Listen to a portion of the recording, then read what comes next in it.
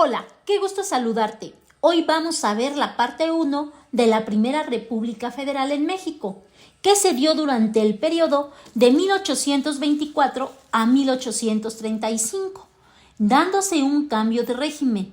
Veamos qué fue lo que sucedió en ese periodo. Recordemos un poco de lo que antecedió. La Primera República Federal de México fue un periodo importante en la historia del país.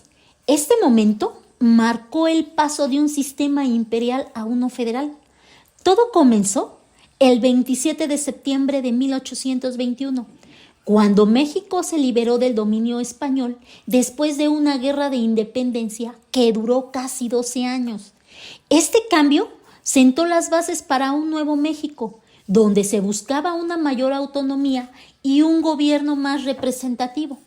La transición a un sistema federal fue un paso crucial hacia la construcción de la nación que conocemos hoy. A consecuencia de esta independencia, se firmaron los Tratados de Córdoba que establecieron el Imperio Mexicano bajo el mando de Agustín de Iturbide, quien fue proclamado emperador el 18 de mayo de 1822.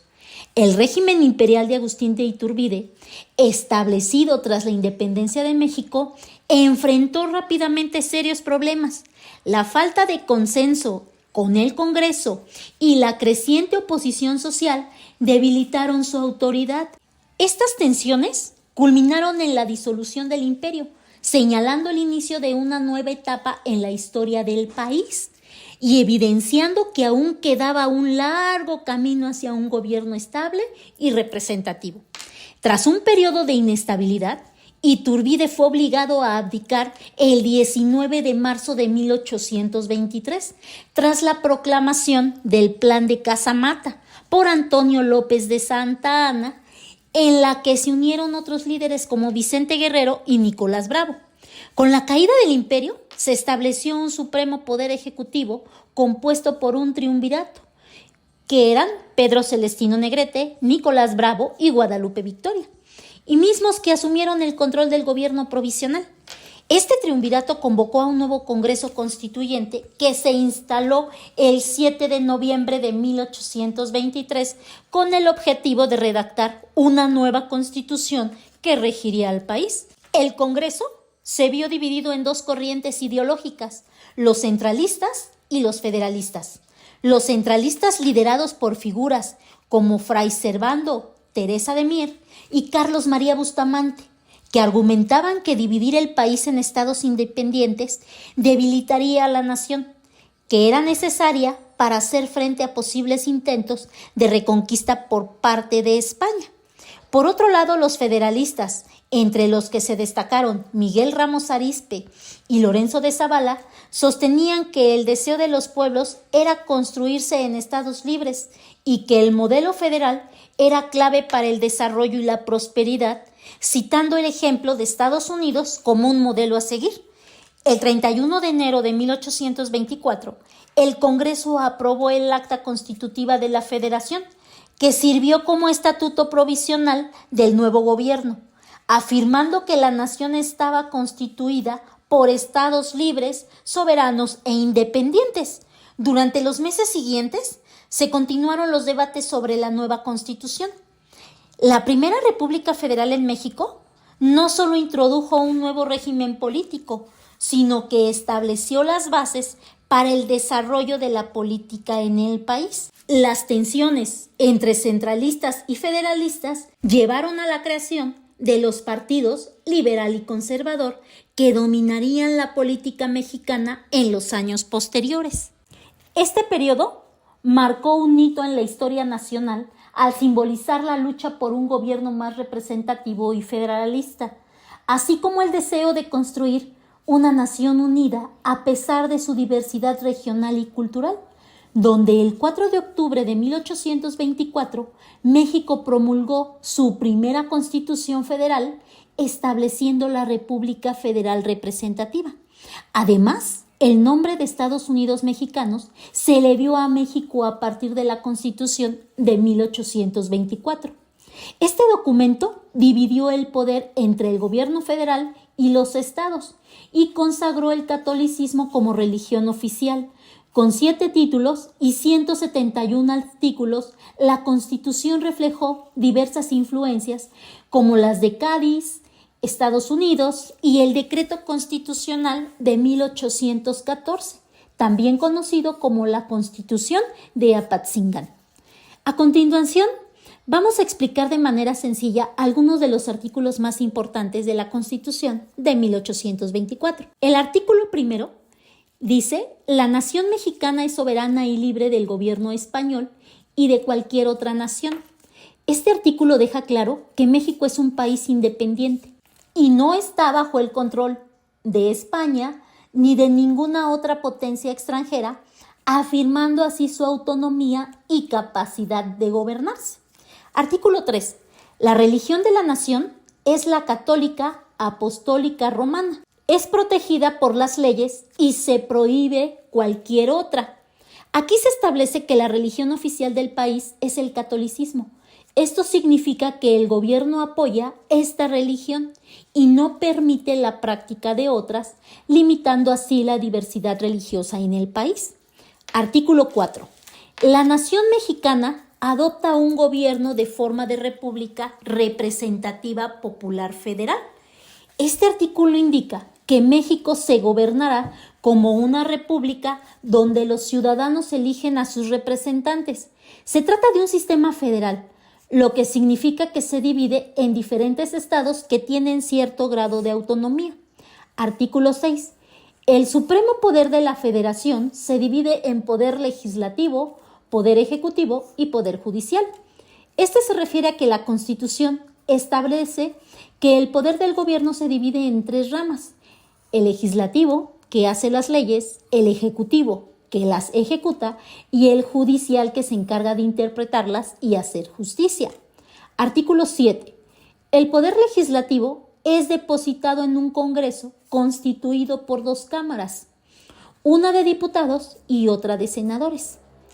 Este artículo explica que el Congreso, que es el órgano que hace las leyes, se compone de 2 partes: los diputados, que representan al pueblo, y los senadores, que representan a los estados. Artículo 50. Libertad política de imprenta en la federación y en los estados. Apartado 1. Este garantiza la libertad de expresión a través de la prensa. Esto significa que los ciudadanos pueden publicar sus ideas y opiniones sin temor a represalias, aunque en la práctica esto puede estar limitado. Artículo 74. El poder ejecutivo reside en una persona denominada presidente de los Estados Unidos mexicanos. Esto nos dice que el presidente es el líder del país y tiene la responsabilidad de implementar las leyes y dirigir al gobierno. Este artículo define su papel central en la administración. Ahora vayamos con el artículo 75. Se establece la figura del vicepresidente, quien en caso de imposibilidad física o moral del presidente, ejercerá las facultades y prerrogativas del mismo. Se refiere a que el vicepresidente es el segundo al mando y asume las funciones del presidente si éste no puede cumplir con su trabajo, asegurando así la continuidad del gobierno. Artículo 95. El periodo del presidente y vicepresidente será de 4 años. Este artículo define la duración del mandato del presidente y del vicepresidente, estableciendo que pueden estar en el cargo durante un periodo de 4 años. Artículo 123. El Poder Judicial reside en una Corte Suprema de Justicia, en los tribunales de circuito y los juzgados de distrito. Se refiere a que se crea un sistema judicial que incluye la Corte Suprema, que es la más alta autoridad en cuestiones de justicia, así como tribunales y juzgados que se encargan de resolver casos en los diferentes niveles. Vayamos al artículo 124.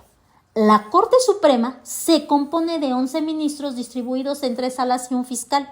Esto nos dice que la Corte Suprema está formada por 11 ministros que se organizan en 3 grupos o salas para atender diferentes tipos de casos, además de contar con un fiscal que supervisa los asuntos legales. Continuemos con el artículo 157. El gobierno individual de los estados se conforma por 3 poderes. Cada estado en México tiene su propio gobierno, que también se divide en 3 poderes: el legislativo, el ejecutivo y el judicial, asegurando que cada estado pueda autogobernarse. Por lo que podemos ver que la Constitución de 1824 marcó un momento clave en la historia de México, ya que buscaba establecer un nuevo orden tras la independencia del país. Sin embargo, a pesar de sus buenos propósitos, no garantizaba plenamente los derechos de todos los ciudadanos. La existencia de fueros para los militares y la Iglesia mantenía una desigualdad, lo que evidenciaba una jerarquía social que seguía vigente. Aunque la Constitución proponía un marco legal para organizar el gobierno y asegurar la soberanía, sus limitaciones reflejaban los retos de una nación que apenas comenzaba a definir su identidad y a avanzar hacia la modernidad. En este sentido, el documento no solo aspiraba a un futuro mejor, sino que también dejaba al descubierto las dificultades que México enfrentaba en su camino hacia la construcción de una sociedad más justa e igualitaria. Cuando se promulgó la Constitución de 1824, México ya había logrado su independencia y estaba organizándose como nación. En ese momento, el país estaba dividido en 19 estados y 3 territorios. Sin embargo, antes de que se consolidara la República Centralista, la división territorial sufrió 5 cambios. La Constitución estableció oficialmente a México como los Estados Unidos mexicanos, organizando el país en los 19 estados y 4 territorios. Este marco legal no solo buscaba unificar el país, sino también darle una estructura clara que ayudara a gobernarlo de manera más efectiva. La organización territorial era clave para el desarrollo del país, que facilitaba la administración y la representación de las diversas regiones en el nuevo gobierno. Por lo que los 19 estados fundadores que te comenté fueron México, Guanajuato, Oaxaca, Puebla, Michoacán, San Luis Potosí, Veracruz, Yucatán, Jalisco, Zacatecas, Querétaro, Sonora y Sinaloa, Tabasco, Tamaulipas, Nuevo León, Coahuila y Texas, Durango, Chihuahua, Chiapas. Y los 4 territorios federales fueron Alta California, Baja California, Colima y Nuevo México. Para el 18 de noviembre de 1824 se estableció el Distrito Federal que rodeaba la Ciudad de México y se separó del Estado de México. Originalmente tenía forma de un círculo perfecto de 8.38 kilómetros de radio, cubriendo un área de 220 kilómetros cuadrados. Y este territorio fue diseñado para facilitar la administración de la capital del país. Tan solo unos días después, el 24 de noviembre de 1824, se creó el territorio de Tlaxcala, que se separó del estado de Puebla. Estos cambios en la división territorial fueron importantes para organizar el gobierno y permitir un mejor manejo de las regiones en un México que aún estaba en proceso de consolidación tras su independencia. El 14 de octubre de 1830 se crea el territorio de Aguascalientes, separándolo del estado de Zacatecas. La República Federal de México, que comenzó oficialmente el 8 de octubre de 1824, se extendió hasta el 23 de octubre de 1835, cuando se instauró la República Centralista. El periodo de casi 12 años que siguió a la promulgación de la Constitución de 1824 en México estuvo caracterizado por una gran inestabilidad política y social, así como por episodios de violencia. Durante este tiempo, el país vivió una experiencia de tener 2 triunviratos, gobiernos formados por 3 personas y además 9 presidentes diferentes en un corto lapso. Esta situación refleja la lucha interna por el poder y las tensiones entre distintos grupos políticos y militares que dificultaron la consolidación de un gobierno fuerte y estable. La inestabilidad generó un clima de incertidumbre y descontento entre la población, lo que complicó aún más el proceso de construcción de una nación unida tras la independencia. Ahora veamos las aportaciones o hechos históricos de los presidentes durante la Primera República Federal del periodo 1824 a 1835. Empecemos con José Miguel Ramón Adaucto Fernández y Félix. Él nació el 29 de septiembre de 1786 en Tamazula, Durango, y falleció el 21 de marzo de 1842 a consecuencia de problemas de salud, y se le atribuyó principalmente a una enfermedad que padecía desde hace tiempo. Sus padres fueron Manuel Fernández de Victoria y María Alejandra Félix Niebla, que murieron desde que él era muy pequeño. Fue bautizado por su tío paterno, Agustín Fernández, en aquel momento cura de Tamazula, con quien vivió después de quedar huérfano. Él fue un destacado militar y político que jugó un papel importante durante la Guerra de Independencia de México y se convirtió en el primer presidente del país. Y antes de asumir la presidencia fue diputado por Durango y miembro del Supremo Poder Ejecutivo, que es conocido como Guadalupe Victoria y pertenecía al Partido Independiente. Se destacó como el único presidente que logró completar su mandato constitucional, un líder clave en la construcción de la nueva república de 1825 a 1829. Guadalupe Victoria promueve la estabilidad y desarrollo del país, enfrentando una economía arruinada y un embargo español que limitaba los suministros. Victoria estableció la Marina Mercante y abrió rutas comerciales con naciones americanas que habían reconocido la independencia de México. A pesar de los problemas financieros significativos, con gastos anuales de 18 millones de pesos y una recaudación de impuestos que apenas alcanzaba la mitad de esa cifra, su administración logró hitos importantes, creando la hacienda pública. Decretó además la expulsión de los españoles. Prohibió la compra y venta de esclavos el 16 de septiembre de 1825 y estableció el colegio militar. Mejoró la educación, otorgó amnistía a presos políticos y restauró la Ciudad de México que había sufrido durante la guerra. Fue un momento decisivo en la historia, ya que se derrotó también al último bastión español en el castillo de San Juan de Ulúa, Veracruz, México, el 23 de noviembre de 1825, consolidando así la independencia del país. Para asegurar la estabilidad económica, Victoria aceptó 2 préstamos del Reino Unido, lo que ayudó a mantener la paz social y a evitar la quiebra del gobierno. En el ámbito interno, Victoria se enfrentó a varios intentos de golpe de Estado, pero mantuvo una política conciliadora al formar su gabinete con miembros de diversas fracciones políticas. El 20 de diciembre de 1827 decretó la expulsión de españoles en un lapso no mayor a 6 meses, exceptuando a los casados con mexicanas, los que tenían hijos no españoles, los mayores de 60 años, los impedidos que prestaron sus servicios a la independencia, profesores de alguna ciencia, arte o industria, quedando establecida esta ley mientras el gobierno español no reconozca la independencia, lo que provocó tensiones económicas, ya que muchos comerciantes se llevaron sus capitales a España. Durante su administración, además, promovió la colonización de territorios del norte y enfrentó intentos de separatismo, como el del Hayden Edwards en 1826. Este era un proyecto propuesto en ese año por el empresario estadounidense Hayden Edwards, quien buscaba establecer una colonia en el territorio de Texas, que en ese momento era parte de México. Edwards pretendía establecer un gobierno autónomo en esta región, pero su plan encontró resistencia tanto por las autoridades mexicanas como la de los colonos tejanos. El conflicto culminó en la rebelión de Edwards, que fue parte de un contexto más amplio de tensiones entre los colonos anglosajones y el gobierno mexicano.